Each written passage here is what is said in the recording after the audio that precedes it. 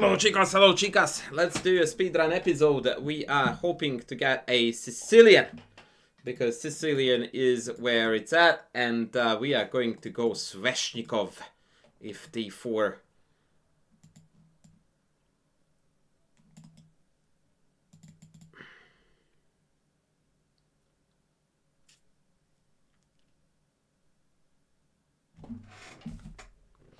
So let's see. c3, Mora Gambit, and other than that, yeah, knight d4 is the only sensible move.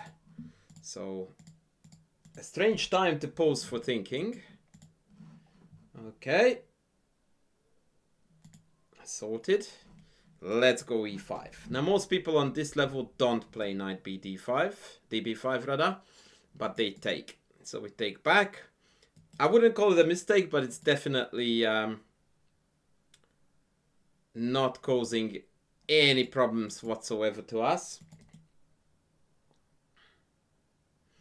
As soon as the pin comes, you want to kick the pin out. That's like a general rule of thumb in almost every situation, and you almost need to find a reason not to do it than to do it. For example, here, now if I go rook b8 and they go rook b1, then after queen a5, they cannot pull the bishop back to deal with the pin, which means that we are threatening with rook takes b2, which is super, absolutely super obnoxious.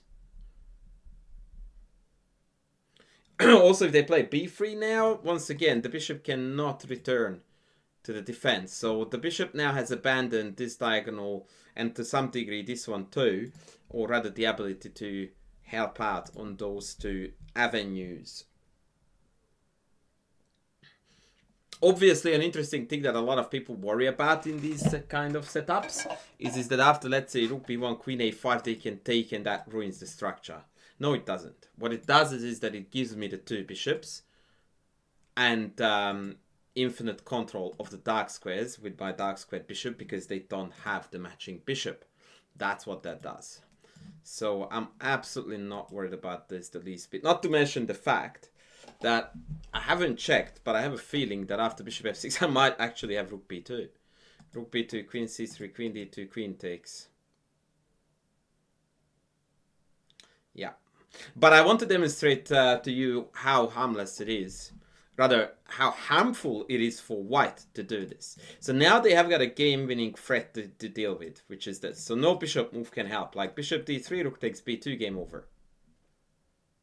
Yeah, so I guess it would be a little bit post hoc rationalization to say that we are now threatening to win the game on the dark squares because they traded the dark squared bishop.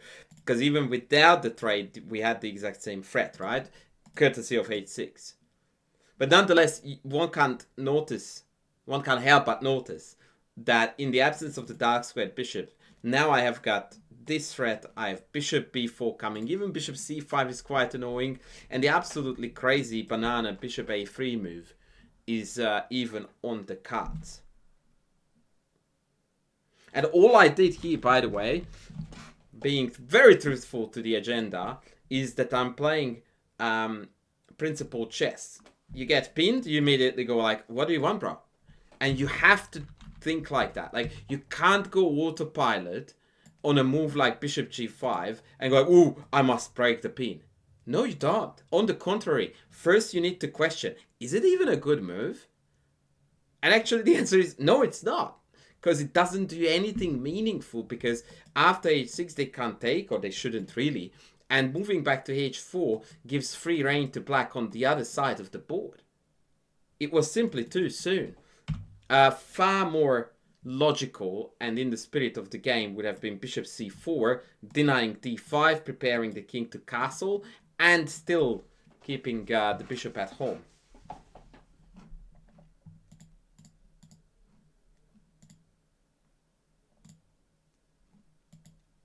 So yeah, I think that we are on the verge of winning here. But I like to be optimistic about life. So, what if queen d2?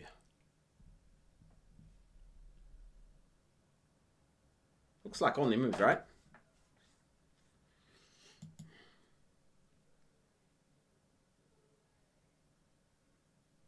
I mean, bishop b4 comes to mind, yeah? Because then we are threatening to take. So after bishop b4, the rook has to abandon b1. Well, likely rook d1. At which point I might pull the bishop back to renew the threat.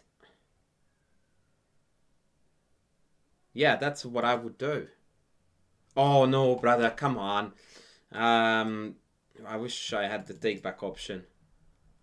Okay, well, it is what it is, guys. A shorty but goodie, really, about how to evaluate the value of pins. And that was not to say that pins are bad. Pins are good. But you can never, ever, ever create a pin, or shouldn't, in your life, ever create a pin without first checking what you would do if they ask the question.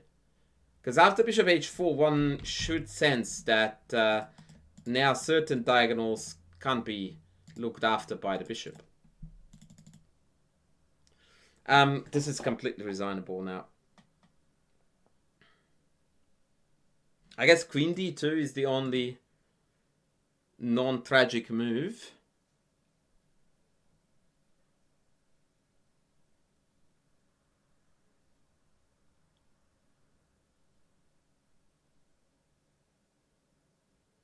Yeah, I would say so. Yeah, queen d2 is the only move that doesn't lose a piece.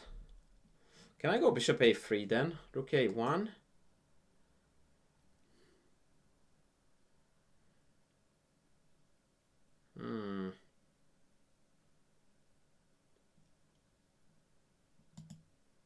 Yeah, I'm not 100% yet what I'm gonna do against queen d2. Part of me would love to sack the queen with queen takes c3, by the way, but that's a bit silly.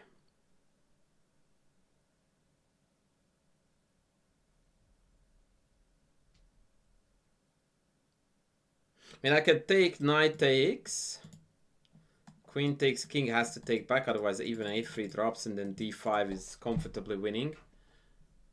Oh my god. Why? Like, why would you do this? Yeah, I really don't understand how my opponent was thinking here. Like, after rook takes b2, what is my threat? Queen takes c3. So what is the first thing that you look at with white to address? The threat. Right? What move stops queen takes c3? Queen d2 does. Yeah, okay. I really am lost for words.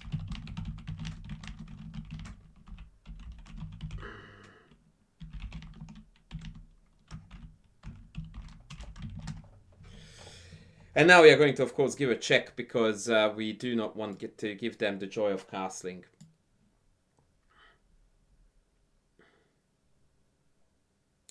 And that was that. Okay, so what went down here? Let's have a very, very quick look.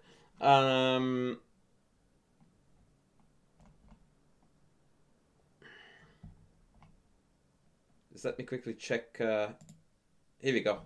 Okay, so 91.2. Apparently I played a miss. What? Really? Okay, I'm curious what that was. Okay, so bishop g5 is actually not terrible. But after h6, bishop h4 is now compromising the position severely. Oh yeah, gf6 was a mistake. I knew that rook b2 was winning already. And I called that, in fact. So here there is a better move than rook b1 for white. You know what's funny? I wouldn't be surprised at all. In fact, I'm willing to place a bet. And I should have told you this. It's bishop c4, man. 100%. 100%. Because priority is development and king safety. Bishop c4. And if, yeah, I got it. And if takes, then bishop b3. Now, it doesn't, actually, sorry, no, castles. No, not bishop b3. And I tell you why, because then bishop b4 wins. As soon as I said it, I realized. Yeah, castles. And just give up the pawn and finish development. And obviously white is likely losing here. But at least it looks like a chess position. Yeah. But rook b1 was just, it's a very bad news. And here after queen, I knew that rook b2 was winning here and I called it.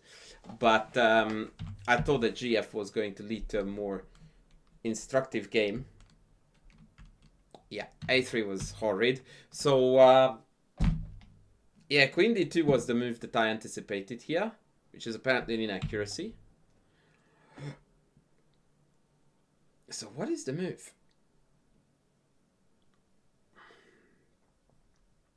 Oh, there is also queen c1 maybe.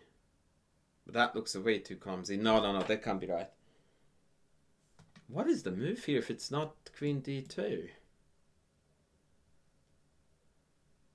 Maybe queen d3? No.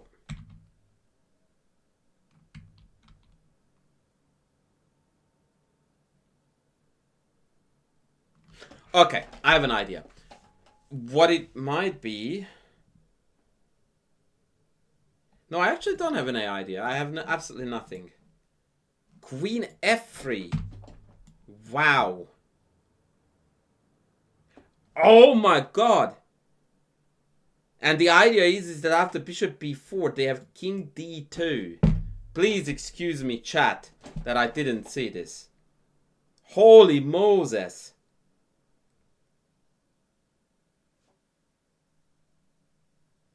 And after d5, double exclam, queen f6, castles, black is on the verge of winning. Because now we can sidestep the perpetual check. And this king is in trouble. Okay, I did not see any of this. Wow. But yeah, so here is what went really weird. So I took on b2.